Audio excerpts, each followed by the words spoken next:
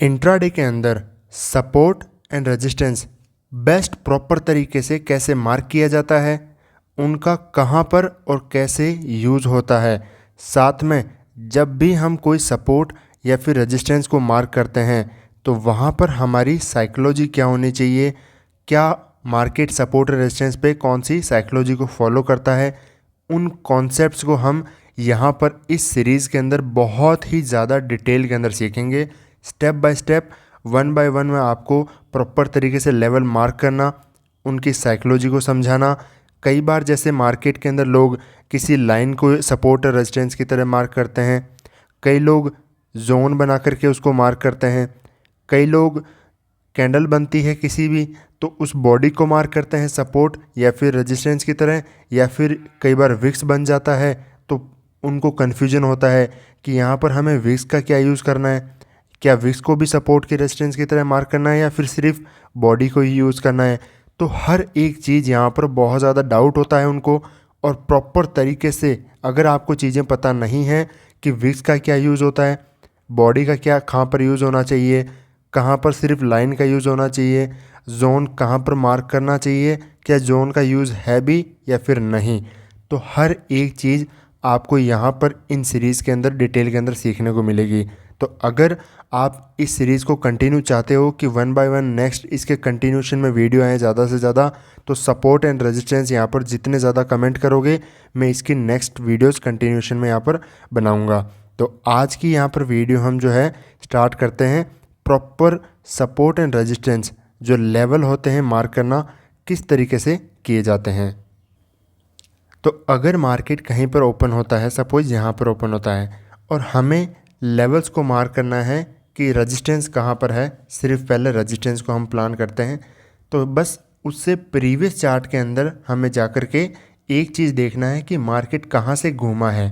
ये जो U shape है, उल्टा जो ये यू शेप बनाता है मार्केट, ये है मोमेंटम हमें देखना है कि कहाँ पर स्विंग बनाया है, कहाँ से रिवर्सल हुआ है मार्केट के अंदर, कहाँ से सेलिंग आई है। सेलर जहाँ से आते हैं वही हमारे लिए मार्केट के अंदर जब भी प्राइस नेक्स्ट बार उन लेवल को टच करता है तो वो लेवल हमारे लिए रेजिस्टेंस की तरह काम करते हैं। तो जहाँ से मार्केट एक यू टर्न लेता है वो हमारे लिए रेजिस्टेंस के तरीके से काम करता है, और जहाँ से मार्केट बॉटम से इस तरीके से रिवर्सल करता है वो हमारे लिए सपोर्ट की तरह काम करता है, क्योंकि वहाँ से मार्केट एक अपर साइड अच्छा खासा मोमेंटम करता है, यहाँ से बायर्स एक्टिवेट होते हैं। और इस सीरीज़ के अंदर आपको ये चीज़ें भी आइडेंटिफाई करने के लिए मिलेगी कि वीक सपोर्ट एंड रेजिस्टेंस क्या होते हैं, स्ट्रॉन्ग सपोर्ट एंड रेजिस्टेंस किस तरीके से आइडेंटिफाई किए जाते हैं, कि जब भी प्राइस किसी लेवल के पास में किसी भी तरीके से आता है तो वहाँ पर कैसे रिएक्ट करेगा, कितनी फास्ट तरीके से रिएक्ट करेगा, वो हमेशा लेवल की स्ट्रेंथ और वीकनेस के बेसिस पर आइडेंटिफाई किए जाते हैं। तो ये सारी चीज़ें इस सीरीज़ के अंदर आपको वन बाय वन में आपके कंटिन्यूशन में वीडियो बनाऊंगा। जितने ज़्यादा अगर आपके कमेंट आएंगे कि यहाँ पर सपोर्ट और रेजिस्टेंस की वीडियोस आपको कितनी ज़्यादा रिक्वायरमेंट है उसकी बेसिस पर। तो जैसे यहाँ पर हमें आइडेंटिफाई करना है कि मार्केट यहाँ पर ये हमारी ओपनिंग प्राइस है, तो हमारे लिए सपोर्ट एंड रेजिस्टेंस कहाँ कहाँ पर है इंट्राडे के अंदर।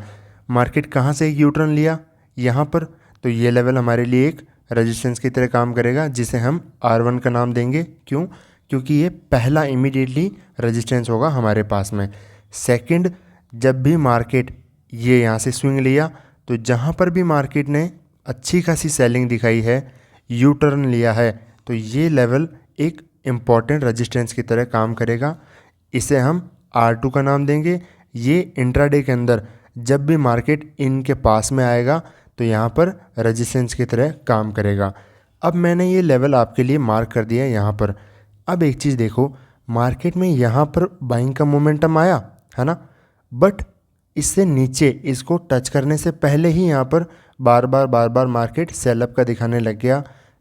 ये चीज़ें आपको समझ में आएंगी कि कब कहाँ पर जोन आइडेंटिफाई किए जाते हैं।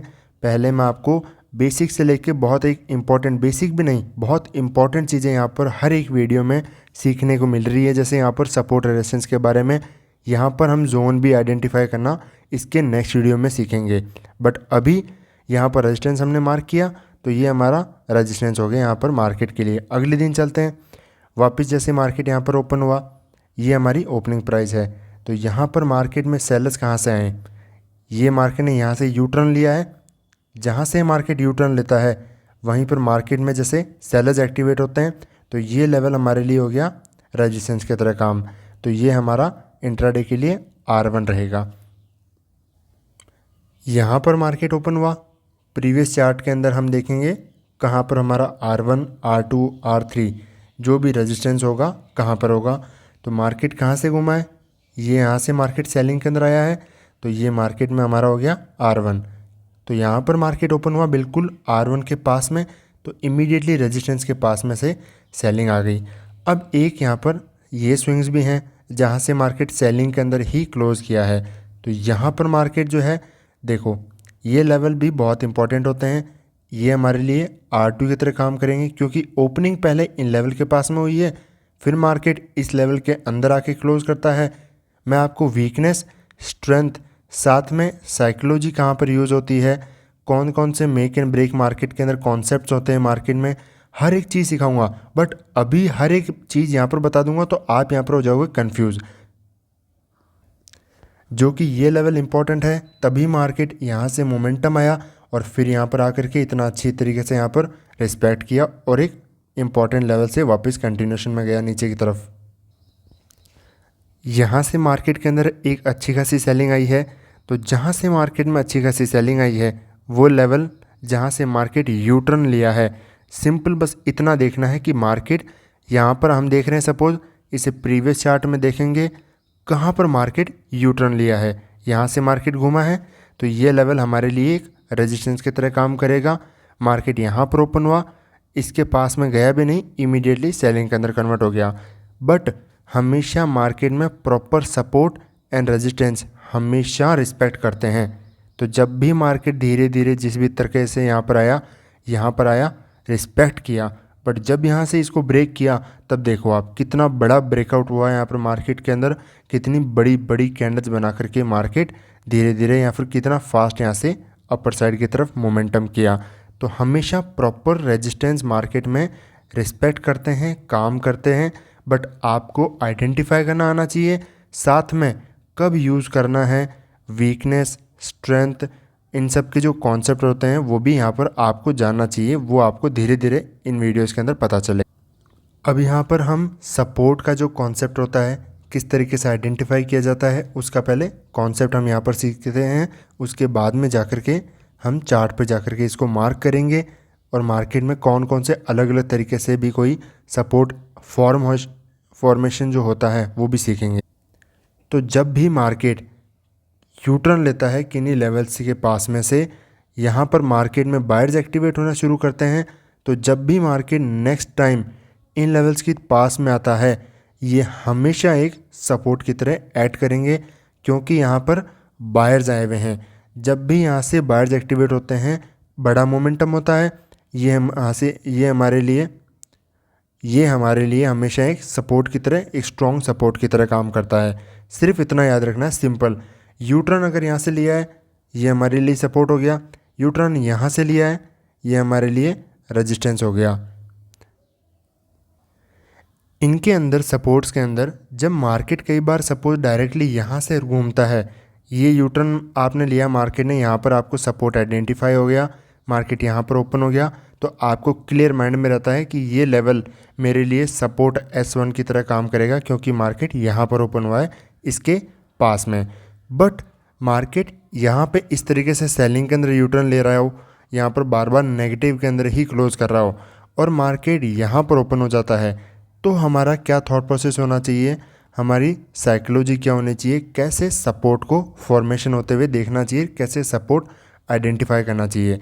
जिन लेवल से बार बार मार्केट में सेलिंग आने की कोशिश कर रही है, मार्केट यहाँ से सेलिंग के अंदर आया, नीचे चला गया, फिर अपसाइड आया, फिर चला गया, फिर बार बार यहाँ से सेलिंग आने की कोशिश किया, नीचे चला गया, अगले दिन मार्केट यहाँ पर गैप अप ही ओपन हो गया। तो जब मार्केट यहाँ पर ओपन हुआ तो ये जो लेवल्स हैं जहाँ से बार बार मार्केट नीचे जाने की कोशिश कर रहा था और इनके ऊपर ओपन हुआ है मार्केट, तो ये लेवल हमेशा आपके लिए S1 का काम करेंगे, सपोर्ट का काम करेंगे। जब तक मार्केट इनके ऊपर रहेगा यहाँ पर हमेशा मार्केट में स्ट्रेंथ रहेगी, यहाँ पर हमेशा बायर्स एक्टिवेट होने के चांसेस बहुत ज़्यादा ही रहेंगे। देखो सपोर्ट का मतलब क्या, जब भी मार्केट ऐसे किसी लेवल के पास में आता है जहाँ पर क्या रिएक्ट करता है मार्केट, वो हमेशा डिपेंड करता है कि मार्केट ने प्रीवियस कैसा मोमेंटम यहाँ से किया है।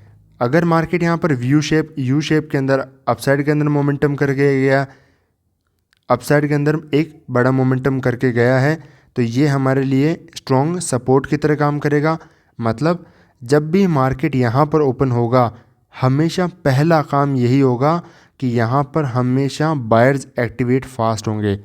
यहाँ पर बायर्स का व्यू पहला होगा कि मार्केट हम यहाँ से अपसाइड की तरफ रिवर्सल करके ले जाएं। हो सकता है डायरेक्टली गैप डाउन ओपन हो या फिर धीरे धीरे आए, हमेशा मोमेंटम यहाँ पर पहला बायर्स का जो है प्रेफरेंस दिया जाता है, बायर्स ही यहाँ पर पहले एक्टिवेट होते हैं। सेम चीज़ होती है मार्केट में रेजिस्टेंस के लिए कि जब भी मार्केट किसी लेवल से सेलिंग करता है, नीचे की तरफ आता है और मार्केट किसी भी तरीके से या तो धीरे धीरे आकर के यहाँ पर आता है या फिर डायरेक्टली गैप अप ओपन हो जाता है, तो हमेशा ये लेवल हमारे लिए रेजिस्टेंस का काम करेंगे, क्योंकि यहाँ पर सेलर जो एक्टिवेट होते हैं ये हमेशा पहला प्रेफरेंस यहाँ पर यही रहता है कि इन लेवल्स के नीचे मार्केट है तो यहाँ पर सेलिंग यहाँ पर फास्ट आएगी। क्योंकि रेजिस्टेंस जहाँ से सेलर्स एक्टिवेट होते हैं उन लेवल से हमेशा मार्केट में पहले सेलिंग प्लान होती है। या तो मार्केट यहाँ पर होल्ड करेगा, रेजिस्टेंस को रिस्पेक्ट करेगा, या फिर यहाँ से शार्प सेलिंग आएगी। वो चीज़ें दोनों आइडेंटिफाई किया जा सकता है कि कब मार्केट किन्हीं रेजिस्टेंस के पास में होल्ड करता है या फिर मार्केट सेलिंग के अंदर रिवर्सल हो जाता है। बट यहाँ पर पहले आइडेंटिफाई ये समझना है कि हमेशा पहले रेजिस्टेंस के पास में सेलर्स एक्टिवेट होते हैं। तो जब भी मार्केट किसी रेजिस्टेंस के नीचे रहता है तो आपका व्यू हमेशा सेलिंग साइड के अंदर होना चाहिए, बजाय कि यहाँ पर कोई भी बाइंग की पोजीशन बनाने के कि नहीं मार्केट इसको ब्रेक कर जाएगा। हमेशा रेजिस्टेंस के नीचे सेलिंग का व्यू होना चाहिए। तो हम आपसे अगली वीडियो के अंदर मिलेंगे। अगर आप ज़्यादा से ज़्यादा यहाँ पर सपोर्ट एंड रेजिस्टेंस का यहाँ पर कमेंट करते हो तो आपके लिए मैं नेक्स्ट वीडियो यहाँ पर लेकर के आऊँगा, जिसके अंदर हम जोन को किस तरीके से आइडेंटिफाई किया जाता है, सपोर्ट को किस तरीके से हमें यहाँ पर मार्क होते हुए देखना चाहिए, डिफरेंट कौन कौन सी सपोर्ट एंड रेजिस्टेंस की सिचुएशंस होती हैं, हर एक चीज़ यहाँ पर हम आइडेंटिफाई करना आपको मैं एक पूरी सीरीज़ के अंदर कंटिन्यू 1 बाय 1 चीज़ें यहाँ पर आपको सिखाऊंगा, ताकि आपके सारे कॉन्सेप्ट्स यहाँ पे जो इस सपोर्ट एंड रेजिस्टेंस को लेकर के कन्फ्यूजन होता है, जो भी आपके क्वेश्चन होते हैं वो सारे यहाँ पर जो है डाउट सेशन यहाँ पर आपका सॉल्व हो सके, डाउट सारे सॉल्व हो सके यहाँ पर। तो मिलते हैं आपसे नेक्स्ट वीडियो में। इस वीडियो के लिए आपका थैंक यू देखने के लिए।